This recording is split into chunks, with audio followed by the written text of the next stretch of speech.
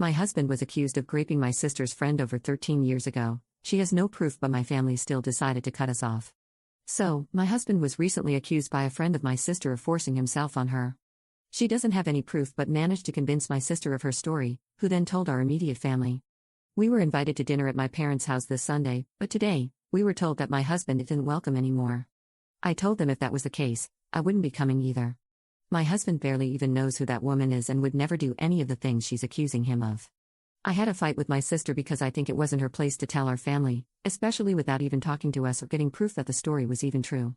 She told me to wake up and stop defending an abuser and accused me of trying to gaslight and victim blame her friend.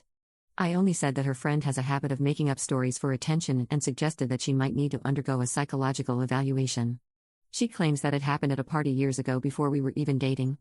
My husband doesn't remember going to this party and isn't even sure if he was in the same city at that time. Also, why would she bring it up now? There's no way for either of them to really prove anything unless my husband can show that he was on vacation at that time. It's not even that they just met recently, they were introduced to each other before our wedding. Update 1.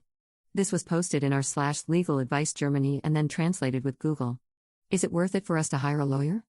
Here's the situation. My husband was accused by a friend of my sister's of graping her at a party in 2011. She has no proof of this allegation, and she's someone who exaggerates or lies occasionally to get attention. The biggest problem, however, is that she managed to convince my sister, who in turn told my parents. However, since then, it has remained mere accusations, and as far as I know, she has no plans to take legal action. He allegedly graped her at a student party. My husband was 19 or 20 at the time and has absolutely no recollection of being at that party, not to mention the fact that he would never do anything like that. They attended the same university, but he was only in his second semester at the time, and she must have already been working on her master's degree, as far as I can figure out. There are no overlapping courses either. Officially, they've known each other for about 6 years, and they don't know each other very well because she's a friend of my sister, and I find her kind quite exhausting. She is said to have recognized my husband by his tattoo.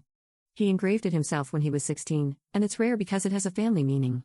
However, last summer, my sister and a group of friends, including her, spent a weekend at the seaside, where she saw the tattoo and asked him about it. He then told her the meaning and the story behind it. The fact that she now, more than half a year later, bases her claims on this tattoo is, to me, further proof against her story. Even the fact that she didn't go to the police at the time shows to me that she made it all up. I've now been able to talk to my parents and clarify things. The version that my sister told me was highly distorted regarding some facts, and in many places, it was entirely fictitious. We are now considering whether it is worthwhile to take legal action against these accusations or whether it would be a waste of time and money. Since they have not pursued legal action and the allegations have been contained, it is unlikely that we will face any disadvantage. My husband has essentially put the matter to rest, but I do wonder whether it might not be better to officially clarify things before they spread further. Update 2. My husband was accused of a crime by a friend of a friend. She didn't go to the police but spread the rumor, so my husband and I decided to involve a lawyer. We managed to obtain an interim disposal against her, so now she's legally not allowed to make those claims anymore. Initially, my husband claimed to be innocent. However, after we started talking to our lawyer, he confessed to me that the accusations against him were true. I could have told someone, but I didn't. Instead, I corroborated his version of the story and helped him avoid the consequences of his actions. I feel a little guilty for what we did, but I'm mostly relieved that we prevented her from ruining his reputation and the life we have.